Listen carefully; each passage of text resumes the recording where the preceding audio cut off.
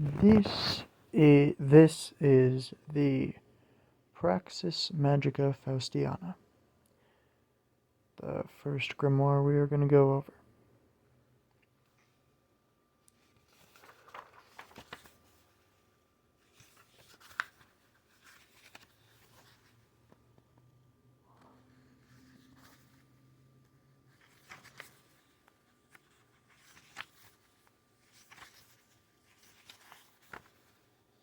It essentially begins here with a binding of the devil.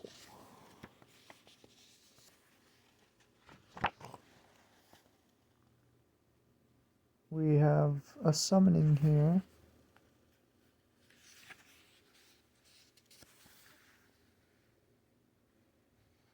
Again, one giving a sign of arrival.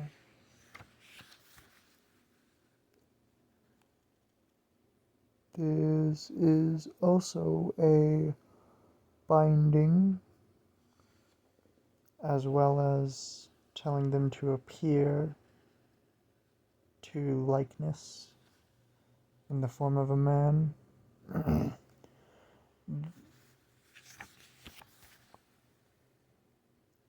This is, well, it's a magic circle that you use for a spell, obviously.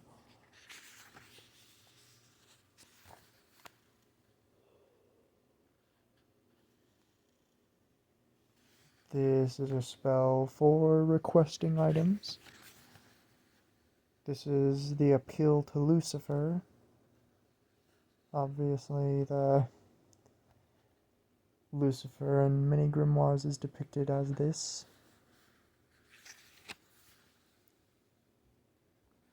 Another conjuring. This, we don't really know what it is. It seems to be lost in translation, to put it lightly. This is a departure.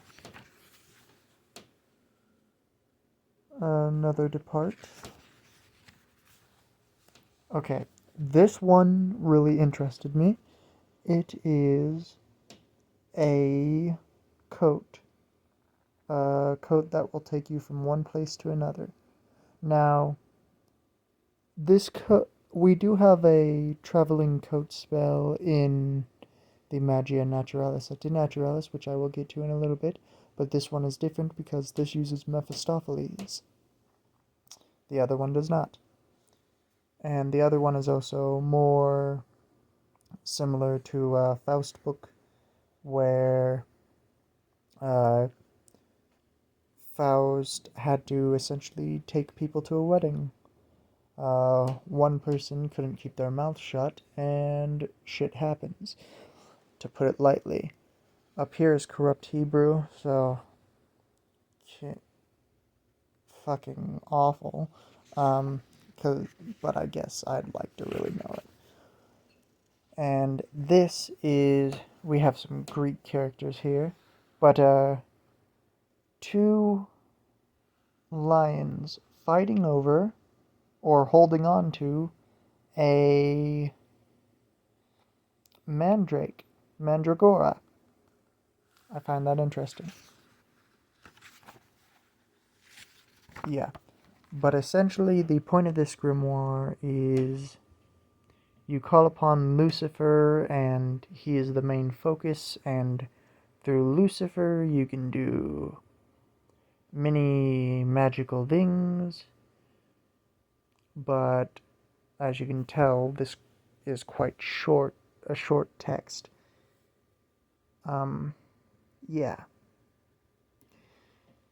But it is worth it nonetheless, and it's definitely a good example, as the Enodia Press itself says, it's a good example of aesthetics within a Faustian tradition.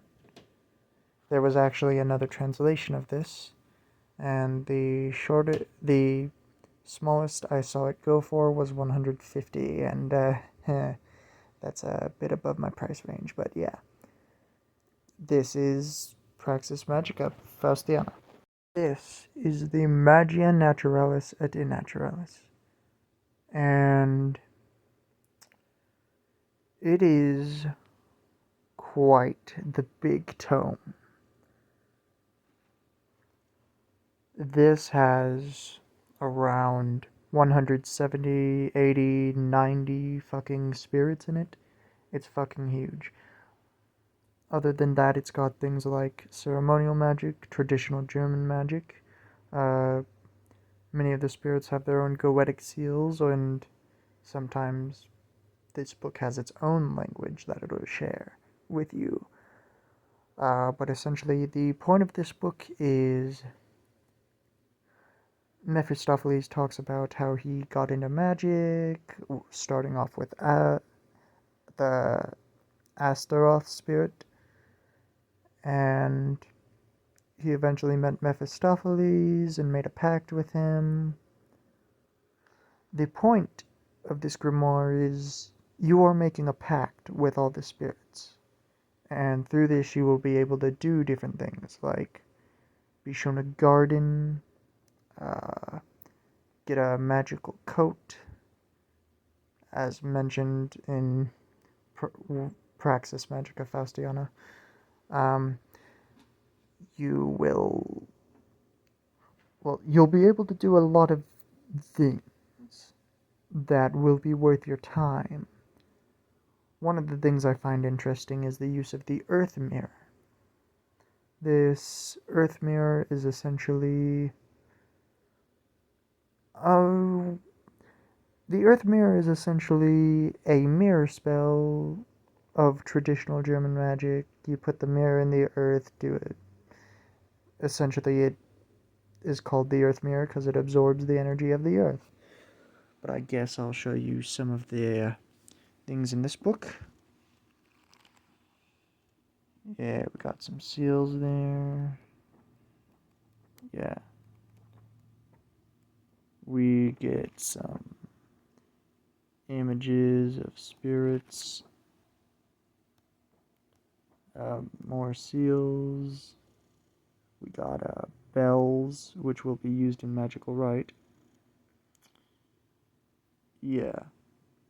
The sending ball, which is like, uh, the finding ball, which does many things, despite its name sounding like it's just for retrieval. But yeah, you have various spirits in this book, all with beautiful illustrations. And yeah, what can I really say? It is a marvelous text. You have spirits for all of the liberal arts. Spirits for focus fucking. You have spirit like the four greater free spirits, which are like one focused on sexual magic, one focused on thievery, one focused on murder. Yeah, one focused on quarrel, so like voice fighting. But yeah, this is Adatio, the spirit which was to do the fucking coat. God, this camera sucks.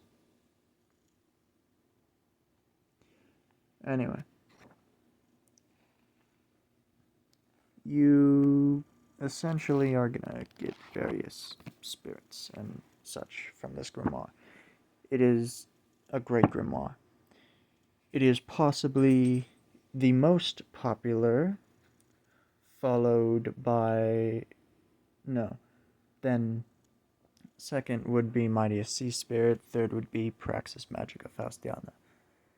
But speaking of Mightiest Sea Spirit, is the Mightiest Sea Spirit. It is a great fucking book on like water magic and spirits. Through here, you will find spirits that will bring you treasure on land and sea.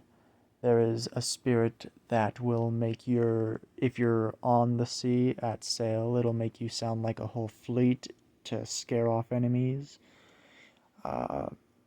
You get a familiar that will essentially be loyal and do what you need to get done. Yeah, there is a lot of stuff in here.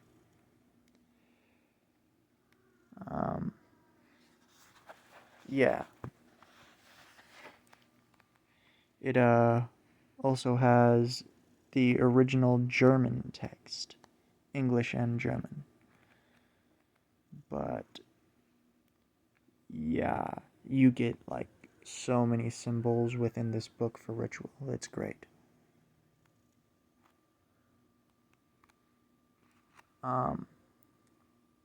So this isn't a ritual that interested me. It's essentially okay. Clearly my camera is being a bitch. Anyway, so this ritual is done with this sigil right here. This is a sigil of Nelly, a prince that has 2 legions. Essentially, you put that sigil on parchment and hang it in the air, like under the window of your room. On Sunday night during the waning moon. Yeah, the waning moon. And you essentially write it in blood of a white dove or a white lamb without lifting the pen from the consecrated paper, of course. And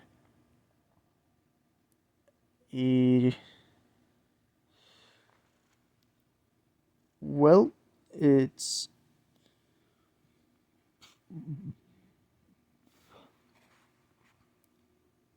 is not even Lucifer can prevent like this spell. It's fucking like you have these spells that will help you do something small, but they are very powerful energy, without a doubt.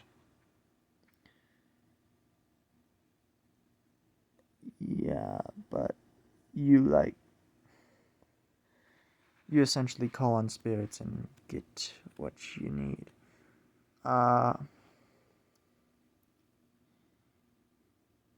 There is a binding circle that you use. You do work with spirits from the Pseudo-Monarchia Daemonum. No. The False Monarchy of Demons and the Ars Goetia, which is great.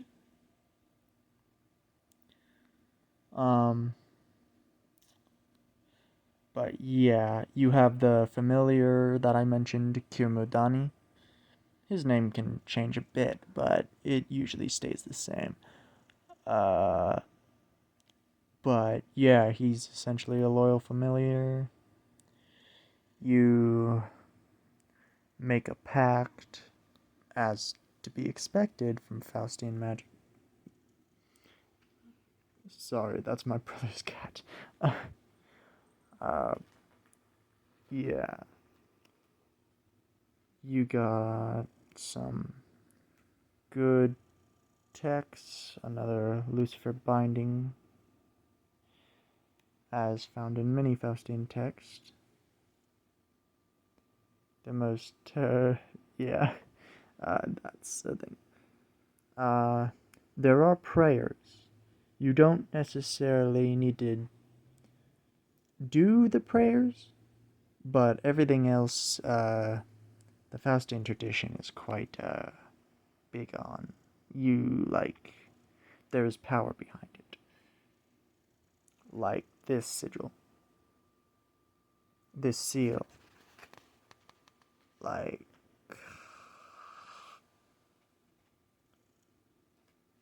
I know the camera is shit, but I will get a better one. This is nice as far as I can see.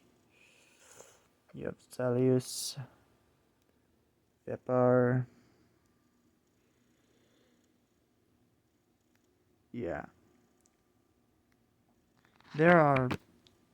But yeah. This grimoire is essentially water and familiar magic. So, yeah. It makes sense why this would get popular, especially in the Faustian tradition. Especially since it also has a rare use of, when summoning Lucifer,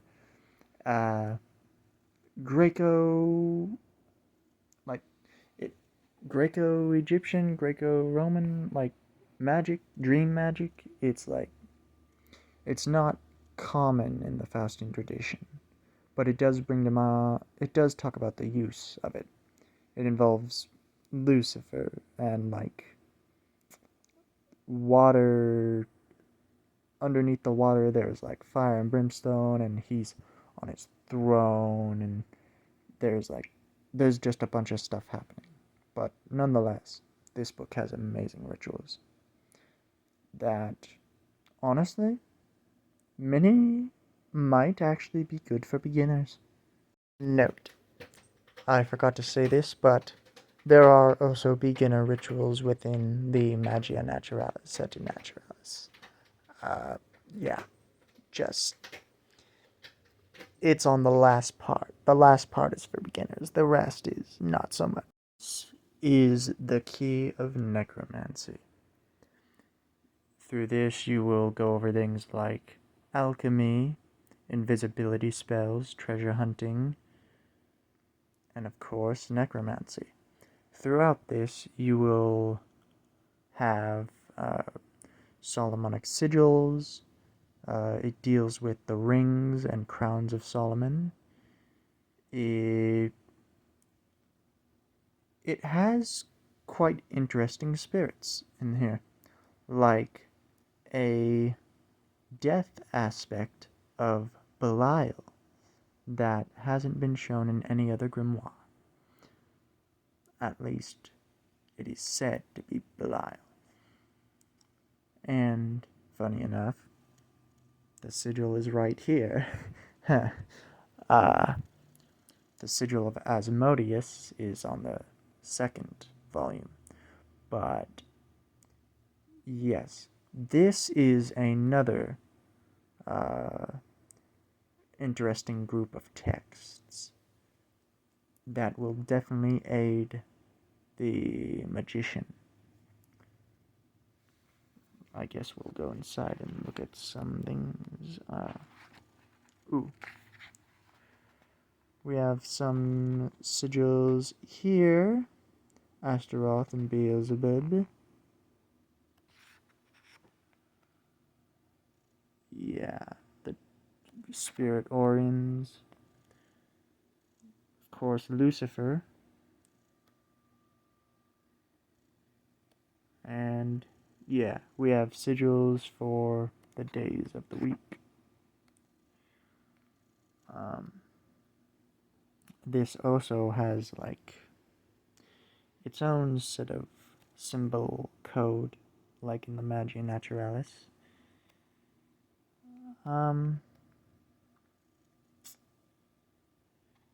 Yes, we have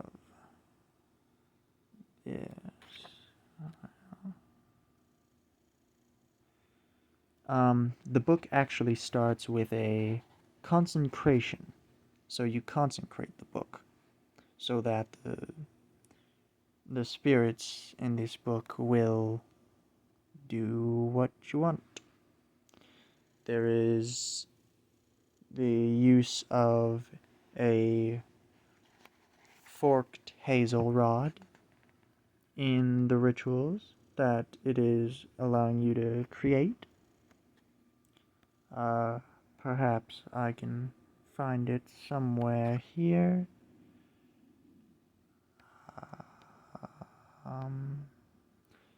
Here's the Crowns of Solomon. It's a ritual that involves multiple people. That's what I can say. Yeah, we got the sigil of the names of God. Here is the hazel rod. Since it's not focusing, I guess I'll just... Yeah, But essentially it's the use of the hazel rod in ritual for, like, blessings and such.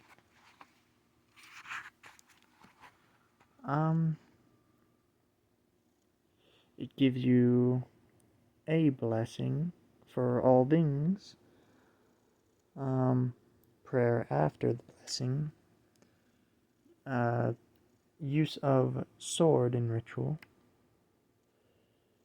It at the beginning it tells you everything you need: the sword, candles, ink, wax, consecrated holy water, and salt. Obviously for blessings. Consecration of the incense and of the feather for writing. But yeah, those are great. But it starts with a consecration, benedictions, prayer. If that's not your thing, you don't necessarily have to use it, but it is advised. You have some interesting illustrations, to put it lightly. It talks about the use of the arbitel and such. We have Faust here with Mephisto, or maybe that's Faust and Mephisto. It's a magician, and they're doing alchemical arts. I'm sure you can guess what's in that bottle, if you know alchemy, of course. But yeah, it essentially has two appendices as well. The sigil and martigan of Solomon, and the second appendix is actually about trapping spirits in bottles, which will be continued in Volume 2. Speaking of Volume 2, I will do Part 2 some other time.